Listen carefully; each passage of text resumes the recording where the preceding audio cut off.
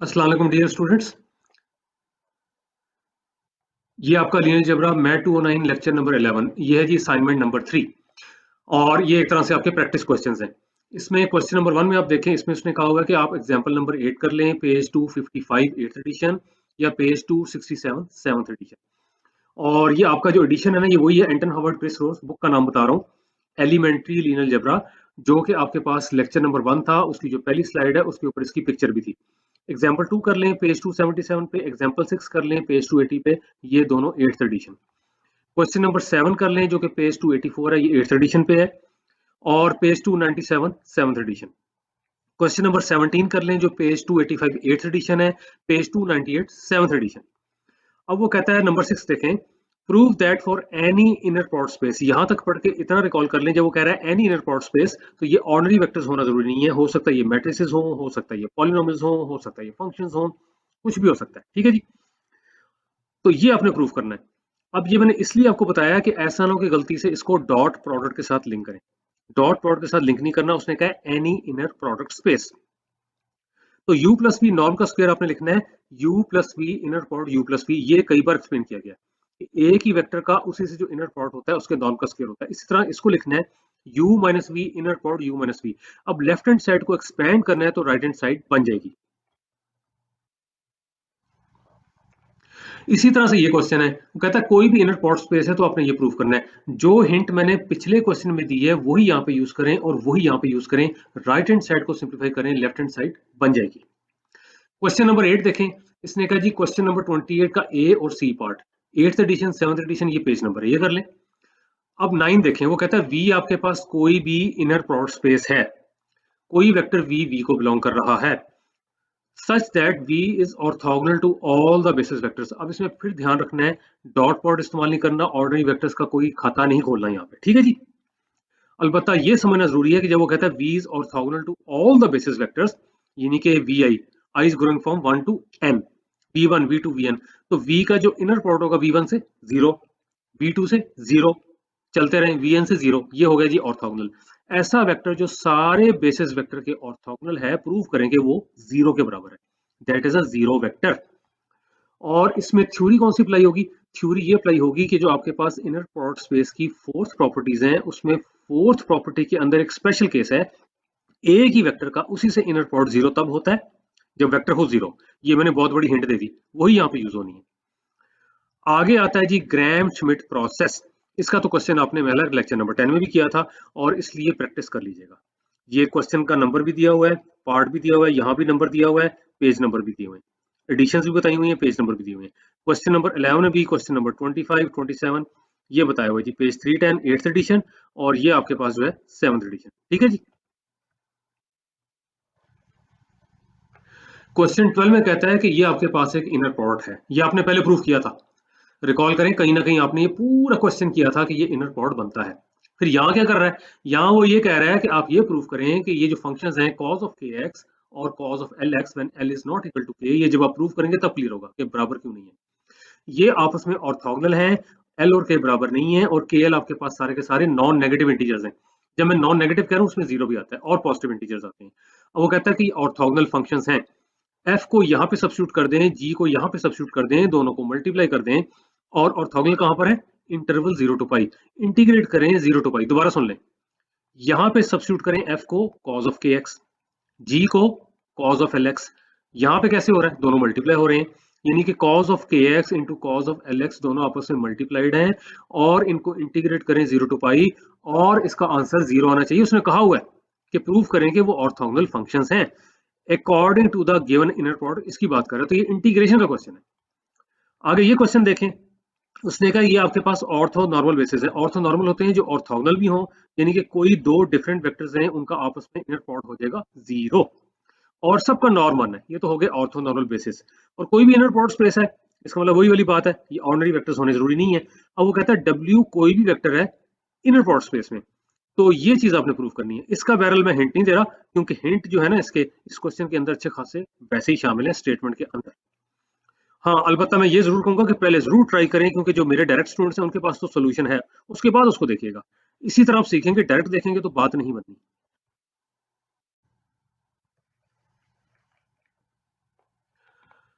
अब ये question number 14 देखें, इसमें उसने कहा है जो ग्राहम श्मिट प्रोसेस है ना, उसमें जो लीनियर इंडिपेंडेंस होती है U1 U2 की, वो ये चीज प्रूव करती है कि V2 is not equal to 0। वैसे तो आपको पता है कि मतलब है कि V2 भी आपके पास नया बेसिस वेक्टर होता है और बेसिस वेक्टर 0 नहीं होता, लेकिन जैसे मैंने कहा मैथमेटिक्स लॉजिक बेस्ड है, तो यहाँ पे देख लें ये उसी लॉजिक को प्रूव करने का एक और तरीका है। उसने कहा है क्योंकि U1 U2 लीनियरली इंडिपेंडेंट है। क्यों? क्योंकि U1 U2 तो पहले ही बेसिस वेक्टर्स थे, वो तो होते ही लीनियर इंडिपेंडेंट हैं। जब वो लीनियरली इंडिपेंडेंट होते हैं तो उसी चीज से पता लगता है कि V2 0 नहीं होगा, ये आपने प्रूव करना है। क्वेश्चन नंबर 15 में देखें, ये आपके क्वेश्चन शुरू हो गए फ्रॉम मैथ 103, यानी कि इंट्रोडक्टरी लीनियर अलजेब्रा। अब वो कहता है रिकॉल करें ए और बी आपके पास स्क्वायर मैट्रिसेस हैं, सेम साइज की हैं, तो ये आपने प्रूव करना है। Determinant of A B is equal to determinant of A into determinant of B. आसानी के लिए मैंने ये कह दिया है कि prove this result when A and B are 2x2 matrices, यानी कि ऑर्डर 2 की मैट्रिसेस हैं। लेकिन ये जरूर अंडरस्टैंड करें, उसने पहली बात स्क्वायर मैट्रिक्स क्यों कहा है। देखें डिटर्मिनेंट स्क्वायर मैट्रिक्स का ही होता है। अब ये और लंबी चौड़ी थ्योरी है, फिलहाल मैं ये कह रहा हूँ कि डिटर्मिनेंट स्क्वायर मैट्रिक्स का ही होता है। सेम साइज क्यों का है? सपोज करें ए जो आपके पास 3x3 है, बी जो आपके पास 2x2 है, तो आपका जो मल्टीप्लिकेशन का रूल होता है कि number of columns of first is equal to number of rows of second, वो तो यहाँ पूरा ही नहीं हो रहा। इसलिए इन दोनों का साइज सेम होना जरूरी है, और ये लॉजिक आ गई। और मैं यही कह रहा हूँ कि मैथमेटिक्स लॉजिक बेस्ड है। इस फॉर्मूले को कैसे पढ़ते हैं? इसको पढ़ते हैं determinant of the product is equal to product of the determinants. अब वो कह रहे हैं कि सिर्फ इसको 2x2 मैट्रिसेस के लिए प्रूव कर दें। ए को ले लें और बी को ले लें। ए को और बी को लेने का मतलब है कि ए को आप ले लें, फर्स्ट रो ले लें A1 B1, दूसरी ले लें C1 D1, बी की आप कर लें फर्स्ट रो A2 B2, दूसरी कर लें C2 D2, तो फिर ये प्रूव हो जाएगा। लेफ्ट हैंड साइड भी देख लीजिएगा, राइट हैंड साइड भी प्रूव हो जाएगा। आगे वो कहता है recall that the determinant of the diagonal matrix. पहली बात है कि डायगोनल मैट्रिक्स क्या होती है। डायगोनल मैट्रिक्स आपके पास स्क्वायर मैट्रिक्स होती है, जो नॉन स्क्वायर होती है उसका डायगोनल ही नहीं होता। और डायगोनल मैट्रिक्स जो होती है उसमें जो एंट्रीज होती हैं वो होती है A11 जैसे first row first column, A22 second row second column, A33 third row third column. यानी कि वो जो एंट्री होती है उसकी लोकेशन इस तरह की होती है कि जिस रो में लाई करती है उसी कॉलम में लाई करती है। ये तो मैंने आपको डायगोनल रिकॉल कर दिया। डायगोनल मैट्रिक्स क्या होती है? डायगोनल मैट्रिक्स होती है जिसमें डायगोनल एंट्रीज के अलावा सारे स्ट्रिक्टली जीरो होते हैं। डायगोनल मैट्रिक्स होती है जिसमें डायगोनल एंट्रीज के अलावा सारे स्ट्रिक्टली जीरो होते हैं। डायगोनल एंट्रीज जीरो भी हो सकती हैं, नॉन जीरो भी हो सकती हैं। प्रूफ क्या करना है? वो कहता है जी प्रूव करें कि जो आपके पास है determinant of a diagonal matrix वो होता है product of its diagonal entries. इसके लिए वो कहता है कि प्रूव कर दें इस रिजल्ट को for the diagonal matrix of order 3। तो सिंपल है, बेशक आप डायगोनल A11 A2 A33 ले लें या ABC ले लें, बाकी सारी एंट्रीज को जीरो ले लें, डिटर्मिनेंट निकाल के देख लें। अगर आपने वो डायगोनल एंट्रीज ABC लिए तो आपके पास सीधा सीधा डिटर्मिनेंट आ जाएगा ABC।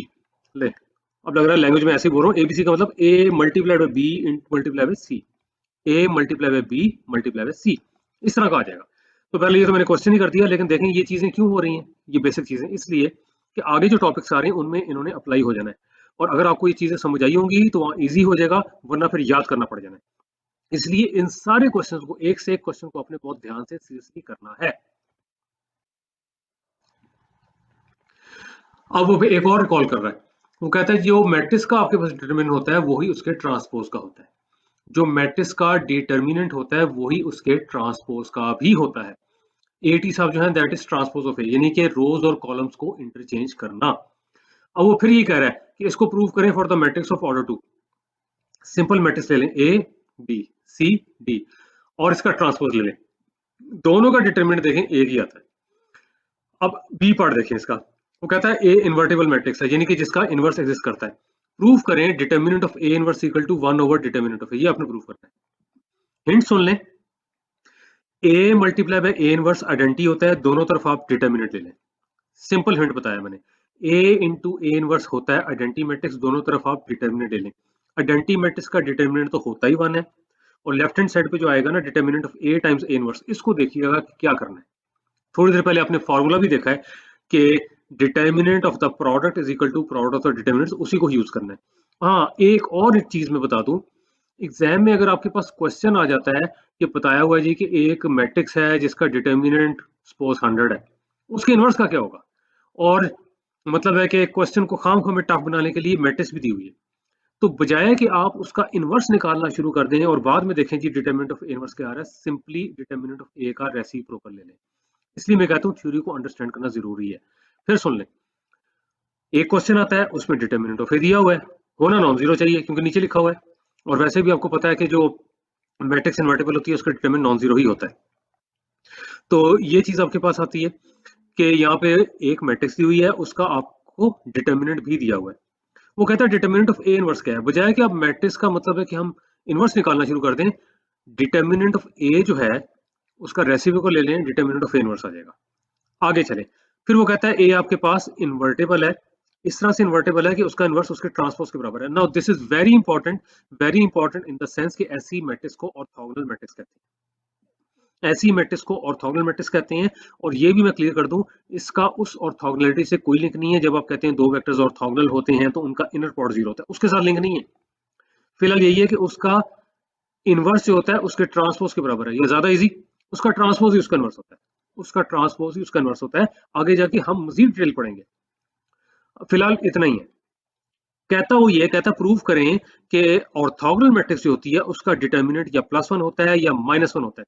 इसको प्लीज पहले खुद ट्राई करें, एंट्रीज नहीं आपने लेनी, इसमें सिंबल ही यूज करना है, जनरल एंट्रीज भी नहीं लेनी, सिंबल यूज करना है। और आपने इसको प्रूव करने के लिए सिर्फ सिंबल यूज करना है, और इसका जो सोल्यूशन है अगले लेक्चर की फर्स्ट स्लाइड पे है। लेकिन मैं फिर वही रिक्वेस्ट करूंगा, पहले इसको ट्राई कर लें, मसला होता है वहां से देखिएगा, और प्रूव करना है कि या ये +1 आता है या -1 आता है। ये चीज है, हिंट यही है कि ये लिखा हुआ है ना, दोनों तरफ डिटर्मिनेंट ले लें। डिटर्मिनेंट ऑफ ए इनवर्स को इसके बराबर लिख सकते हैं, डिटर्मिनेंट ऑफ ए ट्रांसपोज को इसके बराबर लिख सकते हैं। ये ले आधा क्वेश्चन हो गया, आगे कंप्लीट कर लीजिएगा। 19 क्वेश्चन देखें, वो कहता है जी कौन सी मैट्रिक्स है जिसमें ये जो इनर प्रोडक्ट वाली प्रॉपर्टी होल्ड करती है, यानी a टाइम्स u का इनर प्रोडक्ट ए बी से लें तो वो वही होगा जो u और v का होगा। लेकिन ध्यान करें यहाँ पे u और v ऑर्डिनरी वेक्टर्स हैं, क्यों? वो कहता है यूक्लिडियन इनर प्रोडक्ट यानी कि डॉट प्रोडक्ट। ये तो u डॉट v है, ये बन जाएगा ए यू डॉट ए बी। इसमें अब ये कंफ्यूजन ना हो जाए कि जी डॉट हो रहा है मैट्रिसेस का, डॉट वेक्टर्स का ही हो रहा है, ए टाइम्स यू वेक्टर ही होता है। जैसे A X equal to B, A X equal to 0 तो वेक्टर ही आता है, मैट्रिक्स को वेक्टर से हिट करें तो वेक्टर ही आता है, या मैट्रिक्स को वेक्टर से मल्टीप्लाई करें तो वेक्टर ही आता है। ये एक और प्रॉपर्टी इसमें यूज होगी कि ए बी का जब ट्रांसपोज लेते हैं तो आपके पास आता है बी ट्रांसपोज ए ट्रांसपोज, ये रिवर्स ऑर्डर में आ रहा होता है। अब थोड़ा सा मैं आपको बताने लगा हूँ, इसलिए कि इसमें स्टूडेंट्स कई बार सोचे समझे बगैर मिस्टेक कर जाते हैं। एग्जाम में लिखाते हैं जी आइडेंटिटी मैट्रिक्स, आइडेंटिटी मैट्रिक्स होगी तो इसके बराबर होगा। तो भाई अगर आइडेंटिटी मैट्रिक्स है फिर तो ये पूछने की जरूरत ही नहीं है, फिर क्यों कह रहा है कि यूक्लिडियन इनर प्रोडक्ट सारा लंबा चौड़ा खाता इनर प्रोडक्ट का, वो तो वैसे क्लियर है, वो तो स्पेशल केस है। अब ध्यान से सुने, ये है यू डॉट वी, ये होता है वी ट्रांसपोज यू। को याद आया, हम कह रहे थे कि यू डॉट वी जो होता है वो होता है transpose of the second time first. ये सारी चीजें मैंने कराई हुई आपको, वही मैंने कहा ना, जो अगर पहले साथ साथ किया हो क्लियर हो तो कोई मसला नहीं है। इसको भी लिख सकते हैं A u dot A B, और इसको फिर लिखा जा सकता है transpose of the second time first, यानी transpose of A B into A u, और ए बी का ट्रांसपोज हो जाएगा बी ट्रांसपोज ए ट्रांसपोज, इस फॉर्मूले से। तो मेन क्वेश्चन बन जाएगी, ये मैं चले मैं ऐसा बोल रहा हूँ, आप बार बार मैसेज सुन के लिख भी लीजिएगा। लेफ्ट हैंड साइड बन जाएगी v transpose A times u is equal to u dot v, यानी कि वी ट्रांसपोज यू। तो लेफ्ट हैंड साइड और राइट हैंड साइड को जब कंपेयर करेंगे तो इसका पता लगेगा कि ऐसी मैट्रिक्स की तलाश है जिससे हम कह सकें A transpose into A is equal to identity. ऐसी मैट्रिक्स की तलाश है जिसमें उसका ट्रांसपोज ही उसका इनवर्स है। वो कौन सी मैट्रिक्स है? ऑर्थोगोनल मैट्रिक्स, ऊपर लिखी हुई है, ऊपर लिखी हुई है। तो ये ले मैंने बता तो दिया, लेकिन अब आपने ध्यान से मेरा ये लेक्चर बार बार सुन के इसको अटेम्प्ट करना है, और इसका आंसर ऑर्थोगोनल मैट्रिक्स निकलेगा। आइडेंटिटी मैट्रिक्स मत कीजिएगा, वो तो बिल्कुल ही स्पेशल केस है, बगैर सॉल्व किए ही पता लग रहा है। ये इंपॉर्टेंट नोट्स है। इंपॉर्टेंट नोट्स बताने से पहले मैं एक चीज क्लियर कर दूं, मैं अपने जो डायरेक्ट स्टूडेंट्स हैं उनको भी बता रहा होता हूँ, और जो ये मेरा चैनल वॉच कर रहे हैं उनको भी। मेरा मकसद सिर्फ मैथमेटिक्स सिखाना नहीं है, आप लोगों को इंटरव्यू के लिए तैयार करना भी है। इंटरव्यू में लंबी चौड़ी कैलकुलेशंस कोई नहीं पूछता, आपके कॉन्सेप्ट देखे जाते हैं। आपके कॉन्सेप्ट क्लियर होंगे तो आप स्टूडेंट्स के कॉन्सेप्ट क्लियर करेंगे ना। तो यहाँ पे देखें, ये तो खैर डेफिनेशन है, ये आपने इनर प्रोडक्ट पहले ही पढ़ा हुआ है, और उसमें बताया हुआ है कि एक ही फंक्शन का उसी से जो इनर प्रोडक्ट होगा और उसका अंडर रूट होगा उसका नॉर्म होगा। वैसे तो यही वाली बात है कि यहाँ पे फंक्शन आपके पास जो है वेक्टर के तौर पे, यहाँ पे ये कहना चाहिए कि वेक्टर जो यहाँ पे फंक्शन है, एक ही वेक्टर का जब उसी से इनर प्रोडक्ट लेते हैं और अंडर रूट लेते हैं तो उसका नॉर्म आता है। और आएगा किसके बराबर, यहाँ पे एफ आ जाएगा, यहाँ पे एफ आ जाएगा, तो यहाँ पे आ जाएगा जी एफ स्क्वायर। ठीक है जी, ए टू बी इंटीग्रेट कर रहे हैं, यहाँ पे अंडर रूट है तो इसलिए यहाँ पे आ रहा है ये अंडर रूट आ रहा है। ठीक है जी, क्योंकि यहाँ पे देख लें इनर प्रोडक्ट के अंडर रूट है, इनर प्रोडक्ट के ऊपर अंडर रूट है, इसलिए यहाँ पर आ रहा है। और यहाँ पे अंडर रूट लें और यहाँ पे एफ कर दें तो यहाँ पे एफ स्क्वायर और ये सारे का अंडर रूट, इंटीग्रल का अंडर रूट। यहां से देखें अब ध्यान से, अब मैं जरा स्लो जाता हूँ। वो कहता है यू और वी वेक्टर्स हैं, ये 2 डायमेंशनल स्पेस में भी हो सकते हैं, 3 डायमेंशनल स्पेस में भी हो सकते हैं, यानी कि ऑर्डिनरी वेक्टर्स हैं। इनर प्रोडक्ट डॉट प्रोडक्ट है और वो जीरो है, तो इसका मतलब है आपस में परपेंडिकुलर है। इस केस में ऑर्थोगोनल कह लें या परपेंडिकुलर कह लें कोई फर्क नहीं है। इस केस में ऑर्थोगोनल कह लें या परपेंडिकुलर कह लें तो कोई फर्क नहीं। अब ये क्या बात हुई जी, इस केस मतलब कहने का ये है कि ऑर्डिनरी वेक्टर्स हैं और इनर प्रोडक्ट जो है डॉट प्रोडक्ट है। अब वो कहता है V is any inner product space, कोई भी इनर प्रोडक्ट स्पेस हो सकती है। अब जरूरी नहीं कि ये आपके पास ऑर्डिनरी वेक्टर्स हो, ये आपके पास मैट्रिसेस भी हो सकती हैं, या आपके पास पॉलिनोमियल्स भी हो सकते हैं, या आपके पास फंक्शंस भी हो सकते हैं।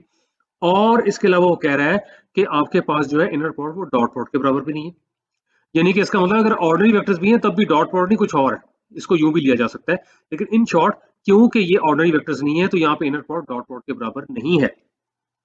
तो फिर वो कहता है कि अब अगर इनर प्रोडक्ट जीरो होगा तो यू और वी ऑर्थोगोनल जरूर होंगे, परपेंडिकुलर नहीं होंगे। ऑर्थोगोनल जरूर होंगे, परपेंडिकुलर नहीं होंगे। और ये क्वेश्चन आमतौर पे इंटरव्यू में पूछा जाता है कि परपेंडिकुलरिटी में और ऑर्थोगोनलिटी में क्या फर्क है। और सिंपल जवाब है कि अगर तो वेक्टर्स ऑर्डिनरी हैं और आपके पास जो इनर प्रोडक्ट है डॉट प्रोडक्ट है और वो जीरो है, तो बेशक ऑर्थोगोनल कह लें परपेंडिकुलर कह लें, यानी कि कोई फर्क नहीं है। लेकिन अब आपके पास इनर प्रोडक्ट डॉट प्रोडक्ट नहीं है, ये वेक्टर्स मतलब है कि ऑर्डिनरी वेक्टर्स नहीं है, कुछ भी हो सकते हैं, जो आमतौर पर जारी बात है कि जनरली हम लेते हैं, हर दफा तो हम नहीं कहते ऑर्डिनरी वेक्टर्स हैं। तब इनर प्रोडक्ट जीरो होगा तो वो ऑर्थोगोनल होंगे, परपेंडिकुलर नहीं होंगे। मजीद अंडरस्टैंड करना है तो ये एग्जांपल देखें, ये आपने क्यों ये वाला फंक्शन था और ये वाला फंक्शन था, इसको बाकायदा आपने ऑर्थोगोनल प्रूफ किया था। कैसे प्रूफ किया था? उसने कहा था जो इनर प्रोडक्ट डिफाइन है बाय स्टार, स्टार साहब कौन है जी? ये आपने 1/√2 को यहाँ पे लिखा था, आपने √3/2x को यहाँ पे लिखा था, दोनों को मल्टीप्लाई करके जब इंटीग्रेट किया था कहाँ से कहाँ तक, -1 to 1, आंसर 0 आया था, तो ये ऑर्थोगोनल थे, परपेंडिकुलर नहीं थे। अगर आपने इसकी डिटेल देखनी है तो इसकी डिटेल जो आपके पास लेक्चर 8b है उसकी स्लाइड 16 उस पर सॉल्व किया हुआ है। आपका जो लेक्चर 8b है उसकी स्लाइड 16 उस पर सॉल्व किया हुआ है। इसके अलावा जो आपका लेक्चर 10 है उसमें स्लाइड्स 3 to 6, 3, 4, 5, 6 उस पे ग्राहम श्मिट प्रोसेस से बकायदा आपने इन दोनों को डिराइव किया था कि ये ऑर्थोगोनल है। ये लें, इतनी ज्यादा डिटेल दे दी। लेकिन आप देख लें, अगर मैं कहता हूँ कि ये इसके परपेंडिकुलर है तो कंफ्यूज भी होंगे, सेंस भी नहीं बनती। अगर मैं कहता हूँ ये आपस में ऑर्थोगोनल है, फिर फौरन दिमाग में आएगा अच्छा जी इनका इनर प्रोडक्ट जीरो है, और इनर प्रोडक्ट क्या था, ये था। ठीक हो गया जी, अब आगे चले। यहाँ पे कहता है जी अब आपके पास ये इनर प्रोडक्ट जो है डॉट प्रोडक्ट ही है। ठीक है जी, इनर प्रोडक्ट आपके पास डॉट प्रोडक्ट ही है। तो वो कहता है कि जब एक ही वेक्टर का उसी से इनर प्रोडक्ट लेते हैं, जो इस केस में डॉट प्रोडक्ट भी है, तो उसकी लेंथ बनती है ये नॉर्म, एक ही बात है। वैसे आप कहते हैं कि जी एक वेक्टर का उसी से डॉट लें तो उसके मैग्नीट्यूड का स्क्वायर होता है, ऐसे कहते हैं ना, तो अंडर रूट लेंगे तो उसका मैग्नीट्यूड आ जाएगा, यानी कि नॉर्म आ जाएगा या लेंथ। इस केस में नॉर्म और लेंथ एक ही चीज है, इस केस में नॉर्म और लेंथ एक ही चीज है, क्योंकि वेक्टर्स ऑर्डिनरी हैं, ये ऑर्डिनरी वेक्टर्स हैं, और यहाँ पे सिंपल डॉट प्रोडक्ट है। लेकिन सपोज करें वही वाली बात कि अब इनर प्रोडक्ट आपके पास डॉट प्रोडक्ट नहीं है, कुछ और है। ये ऑर्डिनरी वेक्टर्स भी होने जरूरी नहीं है, मैट्रिसेस हैं, पॉलिनोमियल्स हैं, फंक्शंस हैं। तो आपके पास जो है एक ही वेक्टर का इनर प्रोडक्ट उसके साथ जो होगा उसके नॉर्म का स्क्वायर होगा, अंडर रूट लेंगे तो नॉर्म होगा। इसको नॉर्म तो कह सकते हैं लेकिन ये लेंथ नहीं, हालांकि बुक में लिखा हुआ है, लेकिन वो कंफ्यूज करता है। सीधी सी बात है, नीचे देखें जरा, पहले नीचे देखें, ये फंक्शन है, इसका नॉर्म 1 के बराबर आता है। अब मैं कहूँ जी 1/√2 की लेंथ 1 है तो कंफ्यूज करता है। अगर मैं कहूँ नहीं इसका नॉर्म 1 है, तो यहाँ पे देख लें नॉर्म कैसे निकलता है। नॉर्म निकलता है उसी फंक्शन का, उसी के साथ आपने इनर प्रोडक्ट लेना है और अंडर रूट, और वो कैसे? वो कहता है according to this inner product, वो कहता है recall that for this function, ये आपके पास नॉर्म होता है उसी फंक्शन का, उसी से इनर प्रोडक्ट अंडर रूट, ये अंडर रूट यहाँ पे आ रहा है, और उसी फंक्शन का उसी से जब इनर प्रोडक्ट लेते हैं इसके मुताबिक, यहाँ पे एफ आता है, यहाँ पे एफ स्क्वायर -1 to 1, -1 to 1, यहाँ पे एफ का स्क्वायर, एफ क्योंकि 1/√2 था तो इसका स्क्वायर 1/2 आ जाएगा। वैसे तो आप इसको इंटीग्रेट करके देख लें, यहाँ पे देख लें x/2 आता है, इंटीग्रल x/2 आता है, upper limit minus lower limit, यानी कि 1 माइनस ऑफ -1 यानी कि 2/2 यानी 1, ये तो मैंने कर दिया। वैसे ये फिर वही है जो आपके पास लेक्चर 8b था उसकी स्लाइड 16 उसके ऊपर भी हुआ हुआ है। तो कहने का मकसद ये है कि जब आपने फंक्शन ये था और ये वाला आपके पास इनर प्रोडक्ट था, इसके मुताबिक आपने उसी फंक्शन का उसके साथ ही इनर प्रोडक्ट लिया, अंडर रूट लिया, तो उसका नॉर्म आया। लेकिन इसको लेंथ नहीं कहना, ये है norm of the function but not length. क्योंकि मैं कहूंगा जी कि 1 जो है इसकी लेंथ है, तो डेफिनेटली दिस इज कंफ्यूजिंग। अगर मैं कहता हूँ 1 उसका नॉर्म है तो अंडरस्टैंडेबल है, क्योंकि नॉर्म होता है एक ही वेक्टर का उसी से इनर प्रोडक्ट और ऊपर अंडर रूट। ठीक है जी। तो ये उम्मीद है कि पता लग गया होगा कि ऑर्डिनरी वेक्टर्स के केस में जब आपके पास डॉट प्रोडक्ट होता है, नॉर्म और लेंथ एक चीज होती है। लेकिन जब आपके पास इनर प्रोडक्ट स्पेस होती है, ऑर्डिनरी वेक्टर्स नहीं होते, डॉट प्रोडक्ट भी नहीं होता, तो नॉर्म कह सकते हैं, लेंथ मत उसको कहें। ठीक है जी, लेंथ ना कहें।